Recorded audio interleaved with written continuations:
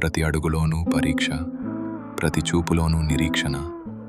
ఆశల రెక్కలు ఖాళీ, గుండెల్లో మూగవేదన. ఆ కన్నీళ్లలో ఉన్నది పిరికితనం కాదు, ఆమె నవ్వే పెదవుల వెనక ఉన్న విషాదం. లోపల ఎన్ని గాయాలైనా బయట పడనీయదు. గతం ఎన్ని చీకట్లను తెచ్చినా తలెత్తుకు బతుకుతుంది. తన కన్నీరు అణువణువున ఒక కథ. ఆ కథలో ప్రేమ ఉంది, బంధాల కష్టముంది. అయినా ఆ కన్నీరు ఆమెను బలహీనం చెయ్యలేదు. అది ఆమెలోని ఆత్మగౌరవాన్ని పోషించింది.